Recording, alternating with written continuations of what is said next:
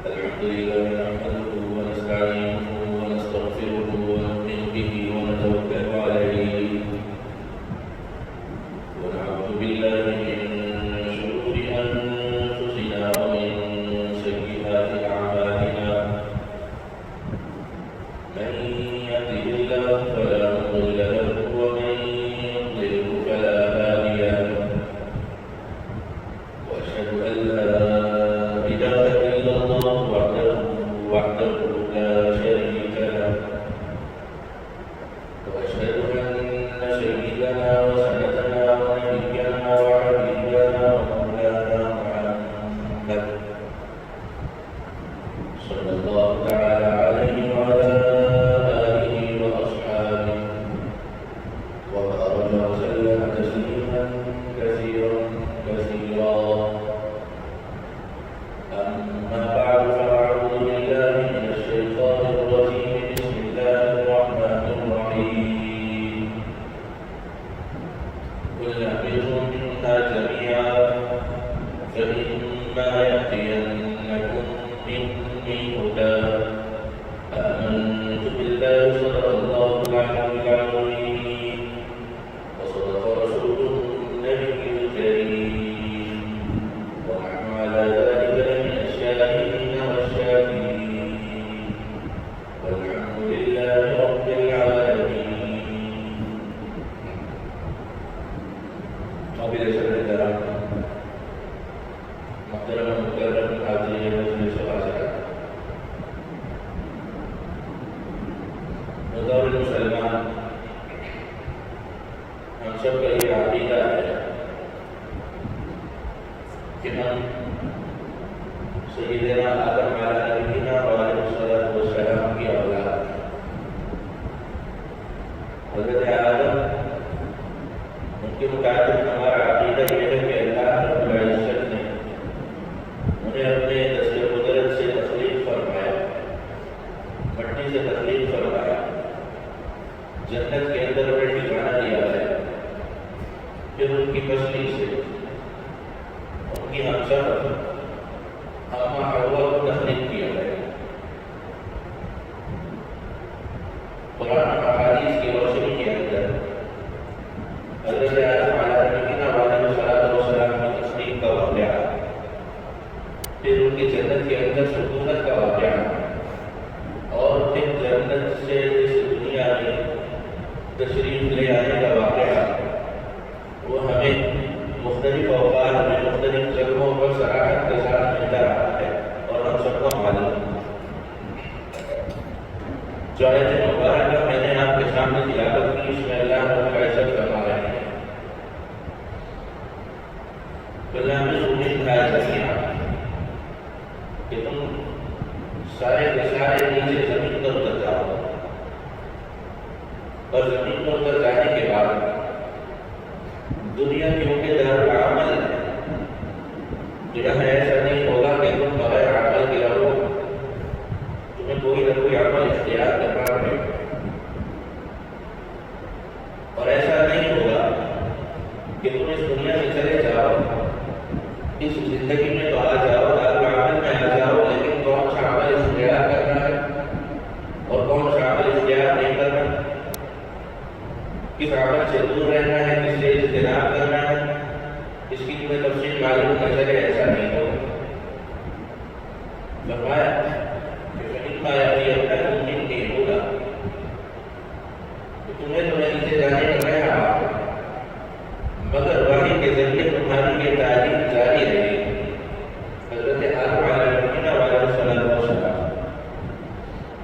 ان سے فرمایا جا رہا کہ تمہیں وحی کے ذریعے بتلایا جاتا رہے گا کہ کون سے عمل تمہارے کرنے کے ہیں اور کون سے عمل تمہارے نہیں کرنے. پھر آگے فرمایا من اتبع هداي فلا يضل ولا يشقى، کہ جو دنیا کے اندر ان ہدایات کی پیروی کرے گا، اس کے مطابق زندگی بسر کرے گا، اعمال کو چننے میں اس وحی کو سامنے رکھ کر فیصلہ کرے گا کہ یہ کام میرے کرنے کا ہے میں کروں، یہ کام میرے کرنے کا نہیں ہے میں نہ کروں. فرمایا فلا يضل ولا يشقى، تو ایسا شخص نہ ہی دنیا میں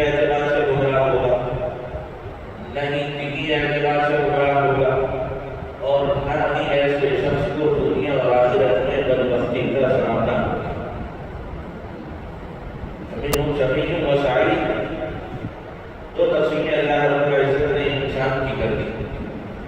فرمایا کہ ان کے اندر نیک بخت بھی ہے، خوش بخت بھی ہے اور بد بخت بھی ہے. شقی بد بخت، سعید نیک بخت. تو نیک بخت جو فرمایا کہ وہ ہوں گے جو اللہ رب العزت کی ہدایات کے مطابق اپنی زندگی کو بسر کرنے والے ہیں. جو اعمال اللہ رب العزت نے فرمائے، آپ صلی اللہ علیہ وسلم کے جو فرامین ہوں ان کو اپنی دنیا کی زندگی کے عمل میں سامنے رکھیں. میں عرض کیا کہ دنیا دار عمل ہے، یہ عمل تو ہم نے کرنا ہے. ایسا نہیں ہے کہ کوئی شخص ایسا ہو کہ اس سے کوئی عمل نہیں سر کرنا ہوتا. عمل کو دنیا کے ساتھ نقصی کر دیا گیا. جنت ایک ایسا مقام ہے جہاں اللہ رب العزت نے فرمایا کہ وہاں خواہشات کے مطابق تمہارے معاملے کر دیے جائیں. مثلا کچھ کھانے پکنے کے اندر خیال ہے، ابھی خیال آیا ہوگا کہ وہ سامنے حاصل ہو جائے کہ اللہ رب العزت کی طرف سے مہمان نوازی اس کی شاعر کے مطابق نوازا جا رہا ہے. مگر دنیا کے اندر اگر ہم نے ایک لقمہ بھی کھانا ہے اس کے لیے ہمیں عمل کرنا پڑے گا. بغیر عمل کے دنیا میں گزارا نہیں. اور عمل کے متعلق میں نے صاف تفصیلی اللہ رب العزت کی بات آپ کو بتائی. وہ فرماتے ہیں کہ عمل ضرور کرو گے، مگر نیک عمل کرو گے کہ بد عمل کرو گے یہ تم دیکھو. فرمایا کہ بد عمل اس کی سزا دنیا اور آخرت میں بڑی سخت ہے. اس کی سزا دنیا اور آخرت میں بڑی سخت ہے. اور نیک عمل کے اندر تمہارے لیے دنیا اور آخرت میں کا حسن ہے، کوئی خیر نہیں، کوئی بھلائی نہیں. صاف طور پر اللہ رب العزت نے مختلف مقامات پر یہ بات ارشاد فرمائی اور فرمایا کہ نیک اعمال وہ نہ صرف یہ کہ تمہاری آخرت کی ضرورت ہے بلکہ وہ دنیا کی ضرورت ہے. ان اعمال کا اختیار کرنے میں فرمایا کہ تمہارے لیے خیر ہے، دنیا میں بھی خیر ہے اور آخرت میں بھی خیر ہے. بڑی آسان سی بات فرمایا کہ اب شریعت کے تناظر میں اپنے اعمال کو جانچ لو، دیکھ لو کہ تم کیا کر رہے ہو. کیا کر رہے ہو؟ عمل تو تم نے کوئی نہ کوئی کرنا ہے. جس وقت بھی کوئی عمل اختیار کر رہے ہو، سر انجام دے رہے ہو، اس وقت یہ سوچ لو کہ آیا جو عمل میں کر رہا ہوں کیا یہ وہ عمل ہے کہ جس کا آپ صلی اللہ علیہ وسلم نے کرنے کا حکم دیا؟ یا اللہ رب العزت نے فرمایا کہ اس کو ایسے کرو، میں اسے اسی طریقے سے کر رہا ہوں. یہ کیا یہ وہ عمل ہے کہ جس سے آپ صلی اللہ علیہ وسلم نے کرنے سے روکا، اللہ رب العزت نے ناپسند فرمایا اور عمل کیا وہ کر رہا. اور آسان سمجھ لیجیے کہ آپ یہ دیکھ لیں کہ جو عمل میں کر رہا ہوں وہ اچھا ہے کہ برا ہے، نیک ہے کہ بد ہے. اگر اچھا عمل ہو تو اسے اپنے لیے چن لیجیے، اگر برا عمل ہو تو اسے چھوڑ دیجیے. یا آپ کا روحانی تقاضا جس طریقے سے حسی طور پر، جسمانی طور پر ہمیں اپنے لیے اچھی چیزیں چننا وہ معلوم ہوتا ہے، اسے پسند کرتے ہیں، اسی طریقے سے روحانی طور پر بھی ہم اپنے آپ کو ہمارے سامنے کئی چیزیں رکھی ہوئی ہوں اپنے لیے تو ہم دیکھتے ہیں جو ان میں سب سے اچھی ہمیں معلوم ہو رہی وہ لیتے ہیں. کوئی بھی شخص اپنے لیے وہ پوری چیز کو پسند نہیں کرتا. اسی طور پر تو ہمارا یہ معاملہ کپڑے لینے ہے اس میں جو سب سے اچھا معلوم ہوگا وہ لیں گے. کبھی ایسا نہیں کیا کہ جو کپڑے ہمیں پورے لگ رہے ہیں وہ لے کر کے اپنے لیے آئے. اس معاملے میں جو ہم سمجھدار کھانے کے لیے بے شمار چیزیں ہمارے پاس ہیں، لیکن ہماری صحت کے لیے ہمارے لیے جو چیز اچھی ہوتی ہے، جو چیز دل کو بڑی معلوم ہو رہی ہو، ہم کو پسند کرتے ہیں کہ وہ کھانا. ایسی معاملوں کے اندر ہم سمجھدار ہوتے ہیں. مگر روحانی معاملوں میں اور وہ معاملے جو پھر وقت ہماری نظر سے پوشیدہ ہے لیکن آپ صلی اللہ علیہ وسلم نے ان کے بارے میں ہمیں خبردار کیا، اس کے اندر ہم اس قدر کو داخل کرتے ہیں کہ یہ جاننے کے باوجود کہ یہ عمل ہمارے لیے دنیا اور آخرت میں اچھا نہیں، ہم نے اسے اختیار کیا ہوا ہوتا ہے، اختیار کیا ہوا ہوتا ہے اور اپنے آپ کو روکے کے رکھا ہوا ہوتا ہے. اللہ رب العزت نے فرمایا کہ تم نے نیچے اتار رہا ہوں، ہدایات تمہارے پاس آتی بصورت وحی حضرت آدم علیہ السلام سے اس کا سلسلہ شروع ہوا اور آپ صلی اللہ علیہ وسلم کی تعلیمات پر اس کا سلسلہ ختم. آپ صلی اللہ علیہ وسلم نے فرمایا کہ مجھے اور قیامت کو ایسے بھیجا گیا ہے جیسے یہ 2 انگلی ملا کر کے کہ مجھے اور قیامت کو ایسے بھیجا گیا ہے جیسے یہ 2 انگلی. میں آخری نبی ہوں، میرے بعد کوئی نبی نہیں، تم آخری امت ہو، تمہارے بعد کوئی امت نہیں. اس کے بعد اللہ رب العزت نے اس زمین آسمان کو اس نظام کو لپیٹ دیا. بڑا نازک یہ دور ہے. فرمایا کہ قیامت قائم ہونے والی ہے تو تاریخ کی تمہارے پاس گنجائش نہیں. ایسا نہیں کہ تمہاری امت کو ہلاک کر دی جائے اور پھر ایک نئی امت لے کر آئی جائے، ایسا نہیں. آخرت کے لیے یہ دین ہے. تمہارے پاس تھوڑی سی مہلت ہے، اس مہلت کو ضائع مت کرو. ایک مہلت وہ تو وہ ہوئی کہ آپ صلی اللہ علیہ وسلم کو قیامت کے قائم ہونے کے مابین ظاہر نام صلی اللہ علیہ وسلم نے فرمایا کہ اللہ کے علم میں وہ مہلت کوئی مہلت ہے نہیں، بلکہ دونوں ملے ہوئے. ہمارے حساب کے اندر شاید اس مہلت بن جاتی. اسی طریقے سے دوسری مہلت وہ ہماری زندگی کی، اور اس کے لیے آپ صلی اللہ علیہ وسلم نے فرمایا کہ انسان کا معاملہ جب اس دنیا سے منقطع ہو گیا، یعنی جس وقت اس کا انتقال ہو گیا، فرمایا اس کی قیامت قائم ہو گئی. جب اسے قبر میں اتار دیا گیا تو اس کی قیامت قائم ہو گئی. اس لیے کہ یہاں سے وہ معاملات جو اگر وہ مسلمان تھا تو اس نے پہلے سنے یا پڑھے کہ ایسا میرے ساتھ ہونے والا ہے، ان کا ظہور ہونا شروع ہو جاتا. اب وہ آدمی کو نظر آتا ہوتا ہے کسی طور پر اس جہان میں پہنچ جاتا ہے، معلوم ہوتا ہے کہ کیا کر کے آیا ہے اور اس کا انجام کیسا ہونے والا ہے. وہ مہلت ہم میں سے ہر ایک کو جداگانہ طور پر حاصل ہے، ہر ایک کی زندگی. اور اس مہلت کے بارے میں ہم نہیں جانتے کہ وہ کتنی مہلت ہمیں حاصل ہے. ایک دن کی، ایک گھنٹے کی، ایک ہفتے کی، ایک سال کچھ معلوم نہیں. حال ہمارا لیکن یہ ہے کہ باوجود اس کے ہم اس کی طرف توجہ بھی نہیں کر رہے. نیک اعمال جن کو ہم جانتے ہیں کہ یہ نیک ہے، ہم نے کرتے ہیں، اس میں بعض فرض درجے کے بھی جس طریقے سے نماز ان تک کو ہم نے چھوڑ رکھا.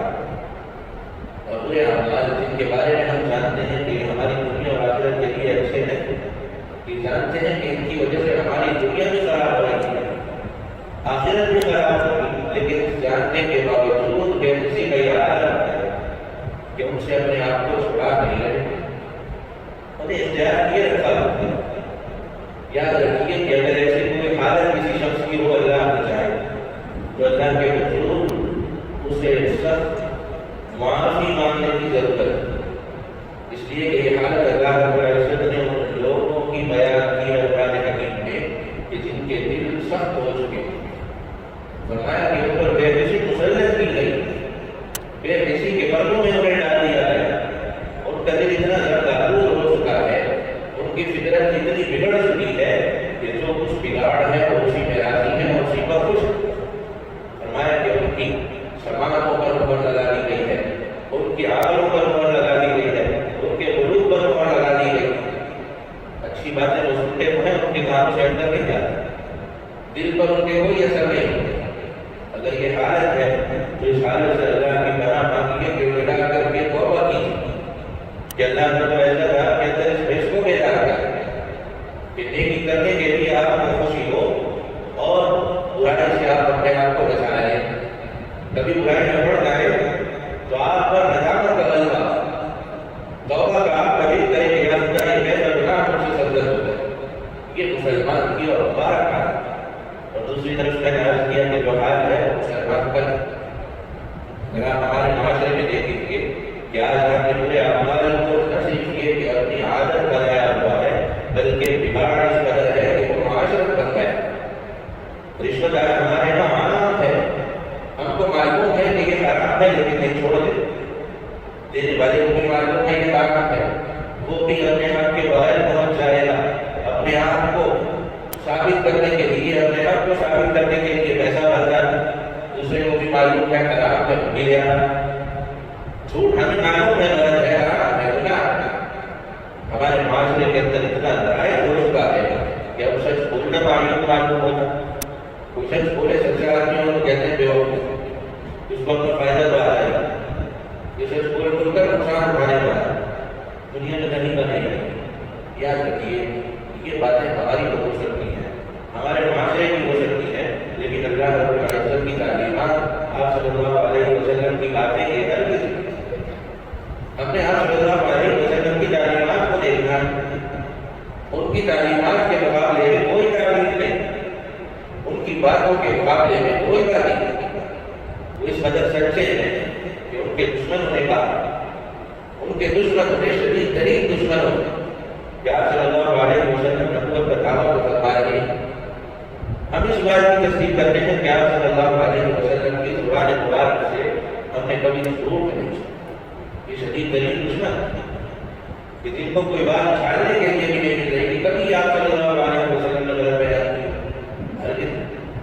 اتنے سچے ہم اپنے عقیدے میں ان کو اتنا سچا جانتے اور مانتے، ان کے ایک ایک لفظ کو بڑا مانتے، من اللہ مانتے ہیں کہ وہ اللہ رب العزت کی طرف سے پیغامات آیا کرتے ہیں، پھر اس کے مقابلے میں ہم چھوٹی باتوں کا اہمیت کیوں دے رہے ہیں، اس کے مقابلے میں ہم معاشرے کی باتوں کو کیوں اہمیت دے رہے ہیں، اس بات پر ہمیں اس قدر وہ اعتماد کیوں نہیں کہ آپ صلی اللہ علیہ وسلم کا فرمان ہے اگر ہم نے اختیار کیا تو ہم نہ دنیا کے اندر خسارہ اٹھائیں گے نہ آخرت میں خسارہ اٹھائیں گے، اس پر عمل کرنے کے لیے کیوں تیار ہیں۔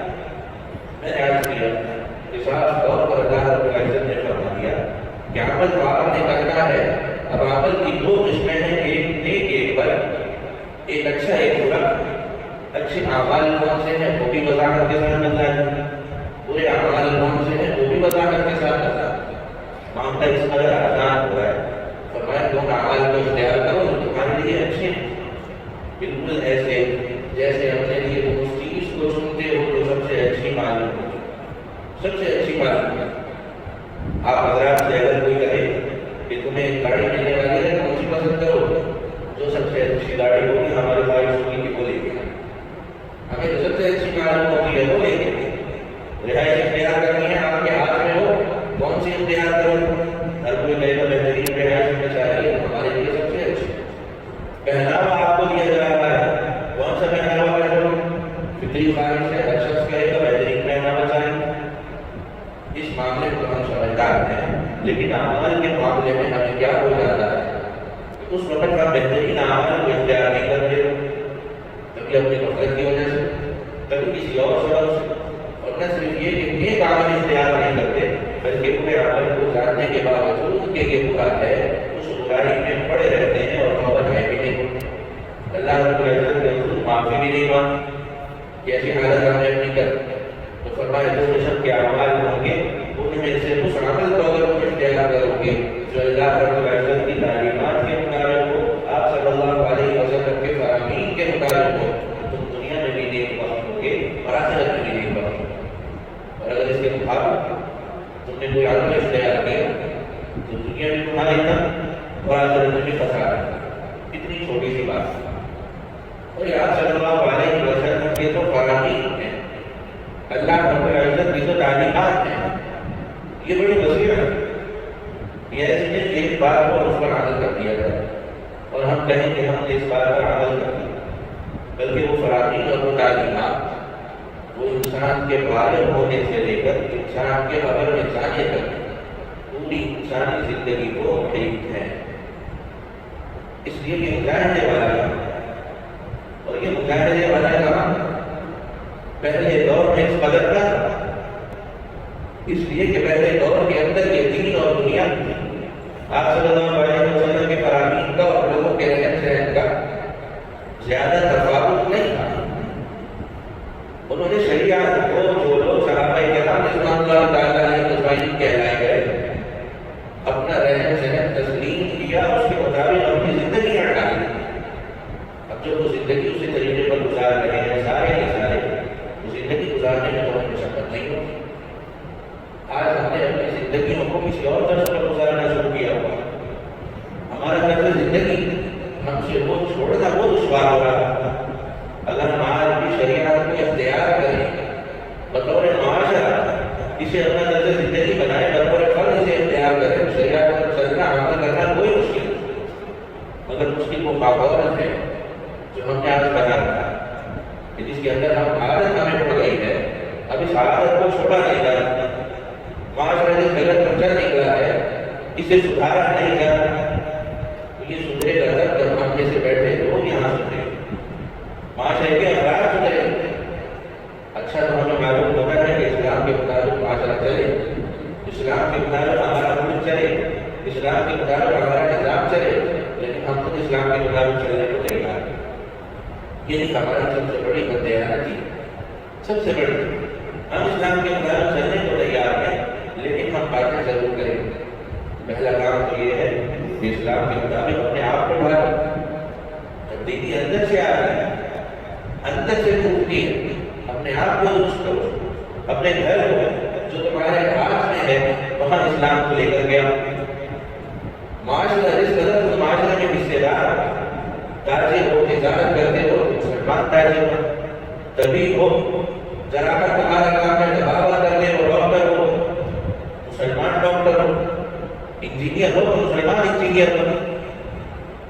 اسلام تو زندگی کے ہر شعبے کو مفید ہے. کوئی بھی پیشہ رفتہ ایسا نہیں کہ جس کے لیے اسلام نے آپ صلی اللہ علیہ وسلم نے کوئی احکامات کا بتایا. فرمایا کہ زندگی میں تم نے عمل جو اختیار کر رہے ہیں مسلمانوں والے عمل اختیار اور مسلمانوں والے عمل وہ کوئی نیک اعمال جن کے بارے میں نے آج کی کہ عمل تو ہے اچھے ہے ہمارے ہاتھ میں ہے اس کو اپنے لیے سنتے ہیں اور سمجھداری بھی عرض کرتی کہ وہ یہی ہے کہ جیسے اچھی چیزوں کو جو ہمیں ظاہر نظر آ رہی ہے اپنے لیے چنتے ہیں تو اچھے اعمال کو اپنے لیے چنتے ہیں.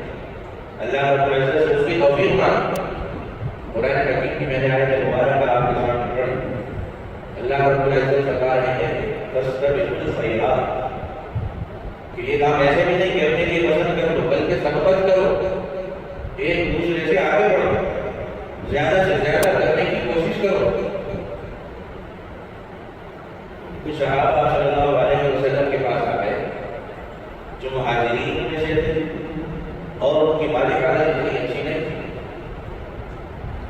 آ کر کے آپ صلی اللہ علیہ وسلم سے یہ کہنے لگے کہ یا رسول اللہ اہل حضور انہوں نے یہ جو مالدار لوگ ہیں صحابہ میں انہوں نے اللہ رب العزت کی رضا کو خوب پایا. آخرت کے درجات میں یہ ہم سے بہت آگے نکل گئے. انہوں نے اپنے درجے بڑے غلط کر لیے. آپ صلی اللہ علیہ وسلم نے ان سے پوچھا کہ یہ کیوں کہتے ہیں, کس لیے کہتے ہیں؟ تو انہوں نے یہ جواب دیا کہ یصلون کما نصلی کہ جیسے ہم نماز پڑھتے ہیں ویسے ہی مالدار صحابہ بھی نماز پڑھتے ہیں. ویصومون کما نصوم جیسے ہم روزہ رکھتے ہیں ویسے ہی مالدار صحابہ بھی روزہ رکھتے ہیں. مگر کیونکہ ان کو اللہ رب العزت نے مال دیا ہے تو یہ اس مال کے ذریعے صدقہ کرتے ہیں تو ہم نہیں کرتے. ہمارے پاس مال نہیں, فرمایا ان کو اللہ رب العزت نے مال دیا ہے یہ اس سے غلاموں کو خرید کر کے آزاد کر دیتے ہیں اپنے رشتے دار کا. لیکن انہیں کاروبار میں ہم سے آگے جا رہے ہیں, جنت میں ہم سے آگے جا رہے ہیں. دیکھیے مسابقت کبھی عالم ہے تو صحابہ کرام رضوان اللہ تعالیٰ علیہ اجمعین جس نیک کام کی وہ استعداد نہیں رکھتے کرنے کی اس میں پریشان ہے کہ ہم کیسے انتظام کریں. ورنہ ایک دوسرے صحابہ نے کاروبار میں ہم سے آ رہے ہیں.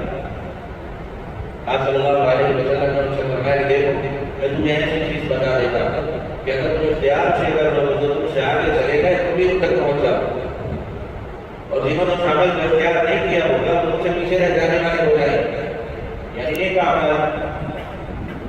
انہوں نے فرمایا کہ رسول اللہ ایسی چیز ہمیں ضرور بتائیے سکھلائیں. آپ صلی اللہ علیہ وسلم نے فرمایا کہ ہر نماز کے بعد 3 تسبیحات کو اختیار کریں. ہر نماز کے بعد سبحان اللہ 33 مرتبہ, الحمدللہ 33 مرتبہ, اللہ اکبر 33. فرمایا کہ یہ اگر تم اختیار کر لو گے تو اس کا اجر اللہ رب العزت تمہیں اتنا دیں گے کہ جو لوگ صدقہ کر کے آگے چلے گئے, جو غلاموں کو آزاد کر کے آگے چلے تشبیہات کی وجہ سے ان کے برابر آ گئے. ابھی غریب صحابہ کرام میں بڑے خوش ہوئے کہ آج ہم یہ عمل کریں، یہ عمل کریں گے اور ایک عمل کے مجھ سے آگے نہ صحیح، کم از کم ان کے برابر پہنچ جائیں. کچھ حادثہ ہوتا. اب یہ صحابہ کرام دوبارہ صلی اللہ علیہ وسلم کے پاس تشریف لے آئے، پریشان. آپ صلی اللہ علیہ وسلم سے کہنے لگے کہ یا رسول اللہ ہم کتنوں شان میں آ رہے ہیں. فرمایا وہ کیسے؟ کہنے لگے کہ جو عمل آپ نے ہمیں ترغیب فرمایا تھا کہ تم نے تسبیحات کو ہر نماز کے بعد اختیار کرنا ہے، وہ تم مالدار صحابہ بھی کر رہے ہیں. تو پہلے ہم سے آگے تھے، ہم ان کے برابر پہنچے، انہیں معلوم چلے کہ یہ عمل ترغیب ہوا ہے اور اس کا یہ فائدہ ہے. تو ہم نے بھی تسبیحات شروع کر دی. یہ مسابقت ہے، یہ دوسرے سے نہیں کام. آپ صلی اللہ علیہ وسلم نے ان سے فرمایا کہ ذالک فضل اللہ یؤتیہ من یشاء.